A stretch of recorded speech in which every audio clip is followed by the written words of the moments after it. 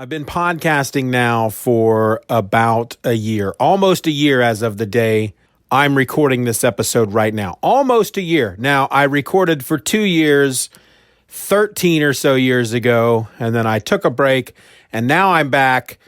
It's been a year. September of last year is when I started back up again, and I started with the Stephen or Else podcast. And of course, this is not that. This is something else.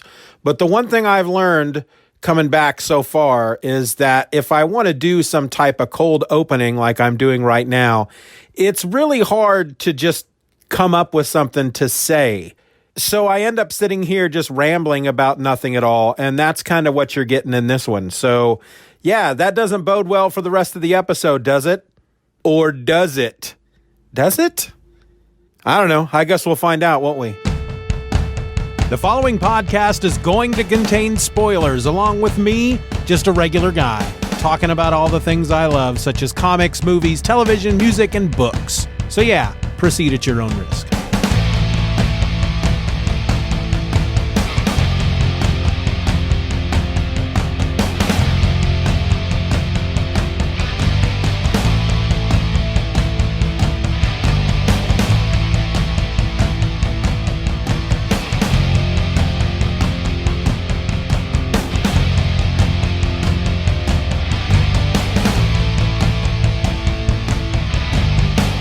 Hello and welcome to another episode of Just Another Fanboy. I'm your host, Steven, and when I was recording the introduction there just a minute ago, before the music, bit my tongue.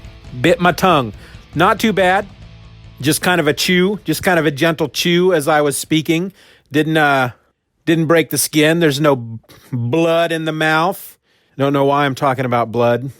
Don't know why at all. So I recently finished reading an old book, Green Arrow, The Longbow Hunters. I have no idea what year it was released. No clue. I mean, I could look that kind of stuff up before I record, but then that's kind of the point of these episodes, is that I just hit record and start talking. When it comes to research and taking notes and getting all that kind of stuff put together, that's for the monthly mega episodes or the monthly megasodes. Still working that one out. Just trying it out. I'm just going to try it out.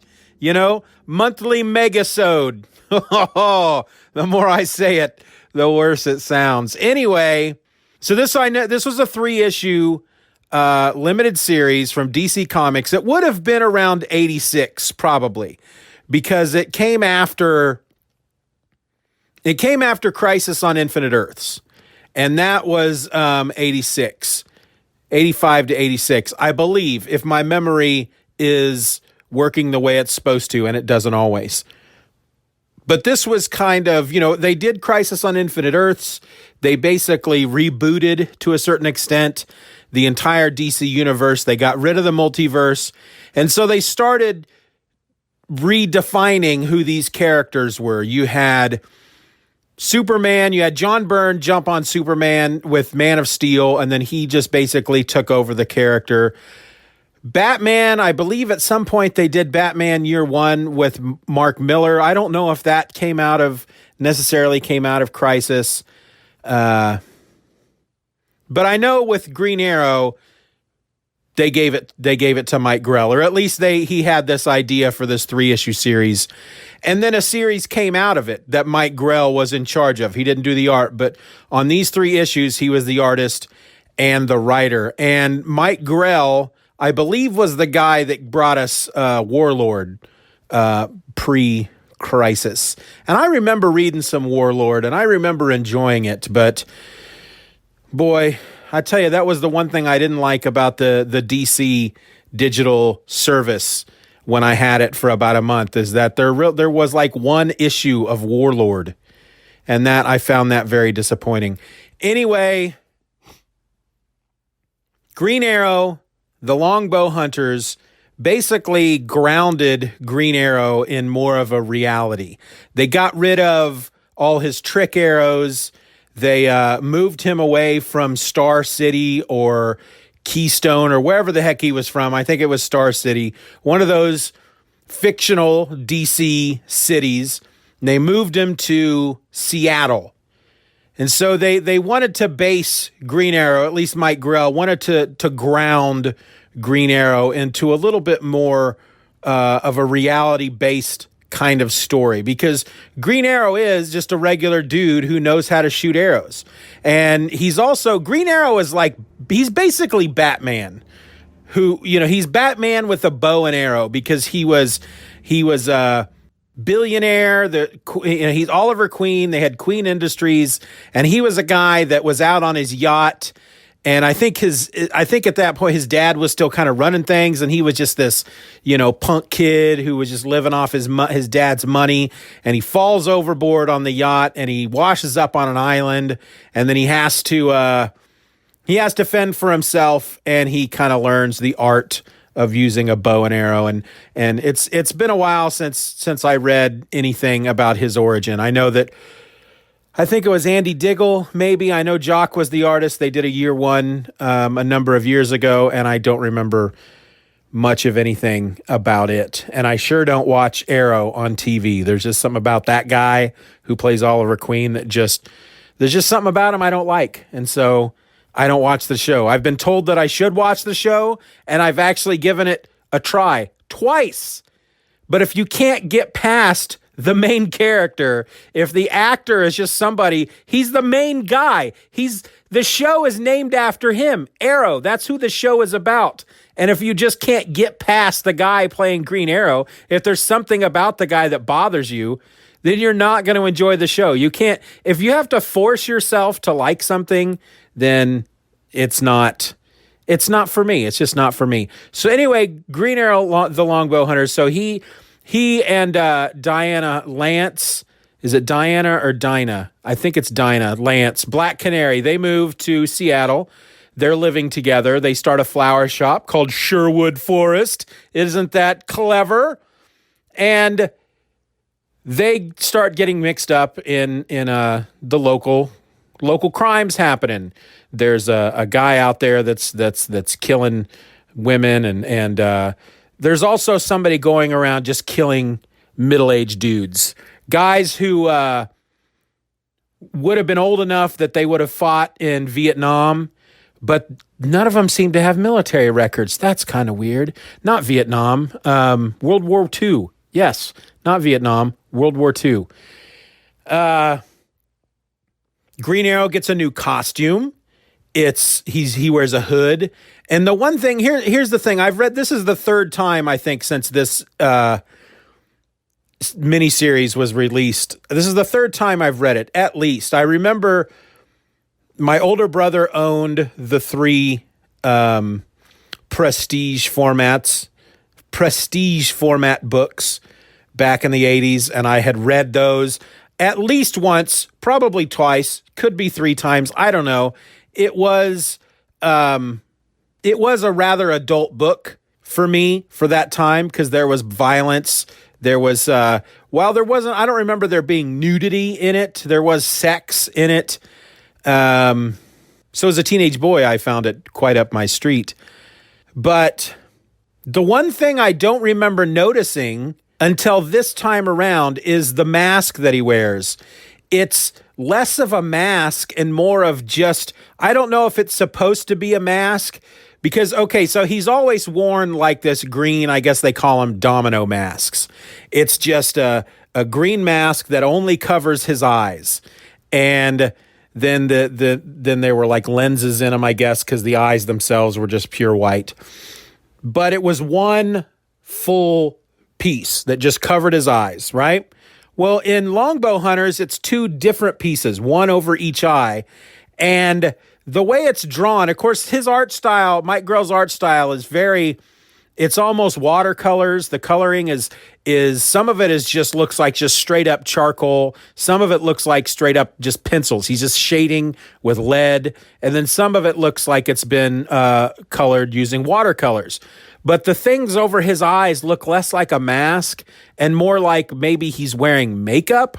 I never could quite understand this time through exactly what those things were over his eyes, because once I realized that it wasn't one mask, which really, when you got a dude who's got blonde hair with a freaking goatee and a big mustache. And whether or not you slap a freaking mask just over his eyes, you're going to kind of you might probably recognize him outside of the mask. But now he's just got one thing over each eye. And it's like, who are you fooling? You basically have painted green circles around your eyes. And you're like, what? Oh, I'm wearing a mask. What do you mean? I'm not Oliver Queen. I'm wearing a mask. See the green around both eyes? Yeah, that's the mask. You can't prove it's Oliver Queen because I've got green around each eye. I found it really weird this time around. I don't know why I didn't notice it the first two times, but it just, once I realized that that's what it looked like, that it was that it wasn't one mask, but two separate things over each eye, it just was really hard for me to get past it. But otherwise, his costume was very much kind of a rustic medieval boots and tunic and hood and gloves. And he just used regular arrows and he had a longbow. He didn't use, he didn't have his boxing glove arrow or an arrow that shot a line so he could swing around the city. None of that. He was just a dude with a bow and some arrows. And he went out there and he fought crime. And at one point, Black Canary, who we never see use her powers in the entire series. Granted, it's only 3 books, but each book was double-sized. But we never see her use her powers at all. We never even see her, we may have in a flashback saw her in her Black Canary costume, but I don't know if we really ever saw her in the present in her Black Canary costume. But she goes undercover to try to catch a drug lord or something, and she gets caught and tortured, and Green Arrow has to save her and rescue her because, that's what men do. We rescue women because women are helpless. I don't know if that's what the book was trying to get across, but, God forbid they write a book where the woman kicks ass and maybe has to rescue him once in a while. I don't know. I'm not trying to preach here. I'm not trying to get political, and this was the 80s. So, it's just what it was. But there's in the meantime, there's a Japanese woman named, I never really got down exactly how to pronounce her name. I've always pronounced it Shadow, but I've heard other people pronounce it Shido, but I want to say Shadow because that just sounds cooler. She's going around killing these old dudes. And you find out that her father was in one of these Japanese internment camps during World War II in America. He was also working for the Yakuza. They had sent him to America with like $2 million in gold to shut up, you shutting up or I'll shut you up. They sent him to America with $2 million in gold to set up operations in America. And then World War II happens. He goes to an internment camp. The guys running the camp, some of the dudes in charge, working for the OSS, which would have been the CIA. They would have predated the CIA. They find out about this dude, and so they torture him to try to get him to tell him where the money is, and he never does. He never cracks. But then after the war, they hunt him back down, and believe they kill him and his wife, and they get the money. And so the daughter, Shadow, ends up being raised by these Yakuza members, and one of them teaches her the art of using the longbow. And so she comes to America and starts killing these men. And then there's this kind of weird, I felt it was really kind of a weird twist at the end, because one of them was still working for a member of he was in the CIA at this point. And the CIA guy was using him to launder money from the Iran-Contra affair. And I don't know, for some reason I felt that as a kid reading it, nothing, didn't mean anything to me, but I felt it was is that a little too on the nose for the time? Not only is Green Arrow going after murderers and assassins, but he's also helping stop what happened during the whole Iran-Contra affair, funneling funds anyway, I'm not going to get into that. It was enjoyable. I really liked it. This is one of these books, though, that I talked about it in the previous episode. DC for me has always been, in my mind, very fun and bright. It's a bright world. It's full of hope. It's fun. It's fun and games. And Marvel was the darker of the two. And yet that's not quite true. DC has a lot of dark stories, and this is kind of where I feel like it started, because one of the reasons, for example, Frank Miller did Dark Knight Returns, Batman up until that point, to a certain extent, was very campy. And it was because the TV show was so popular. But I know that at some point in there, they did the whole Batman death of a family, which, whoa, that was dark, right? You know, hey, we're thinking about killing this new Robin, and we want you guys to vote. Should we kill him or should we keep him alive? And America spoke, and they said, kill the little bastard. And so they had the Joker beat him to death with a freaking crowbar or something. Whoa, you know, I guess there's a lot of history of just very violent, dark stuff happening in the DC universe, and I just find that weird. I find it weird that the Marvel movies are so successful, and to a certain extent, most of them, you know, give or take, moments here and there, most of them are very, fun and funny and lighthearted, and yet the DC movies, with the exception of Shazam, of course, and Aquaman wasn't as bad. But man, those two Superman movies were just dark. Batman's supposed to be dark, I get it, but those Superman movies were dark. And I've never understood the idea of making Superman a dark character. I feel like that's something I need to talk about at some point in the future. I get it. You want to make Green Arrow dark? Fine. You want to make Black Canary, you want to make her dark? Fine. You want to make Batman dark? Fine. They all lend well to dark stories. But Superman is supposed to be about hope and fighting giant robots and stuff. So that's the kind of Superman movie I want to see. Superman fighting giant robots. Yeah. But I'm really happy to have read this book again, because I enjoyed it, of course. But I'm now going to move into the main Green Arrow run, which again, like I said, was written by Mike Grell, but they had somebody else on the art who kind of does sort of a Mike Grell style, but not quite. But I have some other Green Arrow books waiting in the rafters to read, and one of them is Kevin Smith's run on Green Arrow, which, other than the Longbow Hunters, which I read when I was in high school, I never really got into Green Arrow too much growing up. And then I became a huge Kevin Smith guy, and then kind of fell out of favor with Kevin Smith for a while. He gets on Green Arrow, and I thought, well, that's really weird. Kevin Smith's like a movie guy, and he's writing comic books, which makes sense because he's a comic book guy, but why would he write Green Arrow? That's weird. And then I remember seeing preview pages to it, and it had Phil Hester and Andy Parks on it, and I thought, well, that's even more weird, because when I thought of Green Arrow, I thought of the Longbow Hunters. You know, I ignored all the stuff that had come in between, because I had seen some of that stuff. You can't read DC Comics and not come across Green Arrow once in a while. So when I really started getting back into comics, though, in the late 80s and early 90s, it was no longer, Oliver Queen was being faded out, and he was being replaced with Connor Hawke. That was a thing they were doing there in the late 80s and early 90s. Barry Allen, of course, died in Crisis and was replaced with Wally West. Hal Jordan exits the scene, and he's replaced by Kyle Rayner.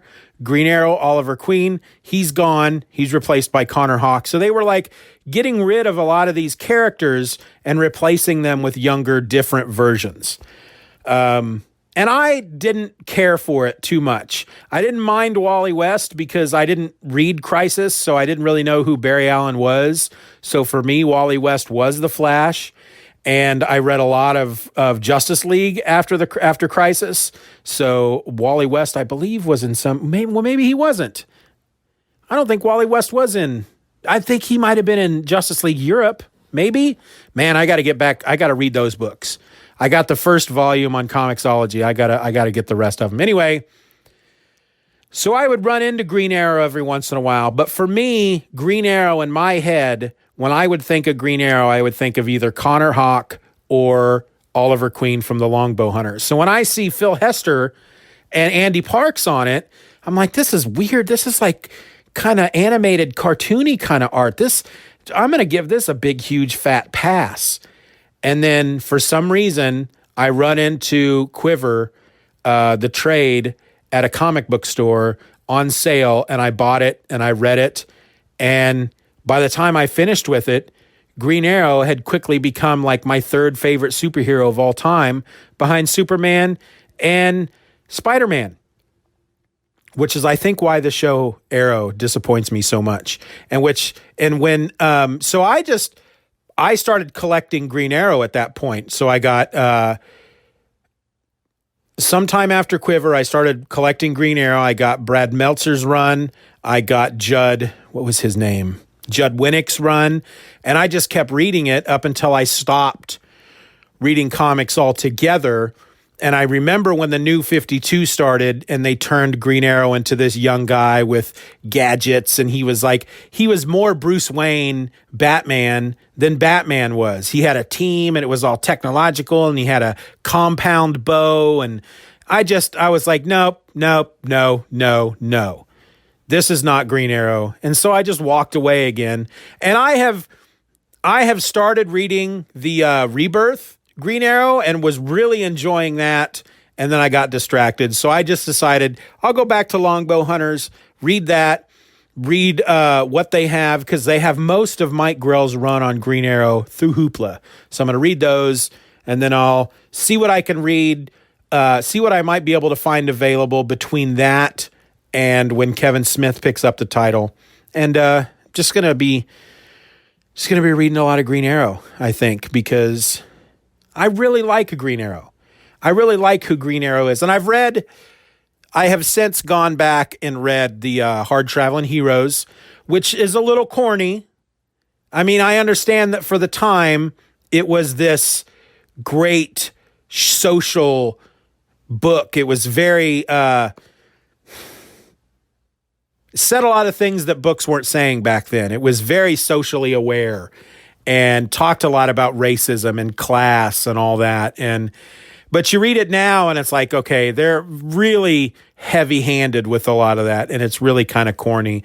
And yet, still pretty good, because Neil Adams, who, not too sure about that guy nowadays, but did a really good job with the art on that. And I want to say it was Denny O'Neil was the writer.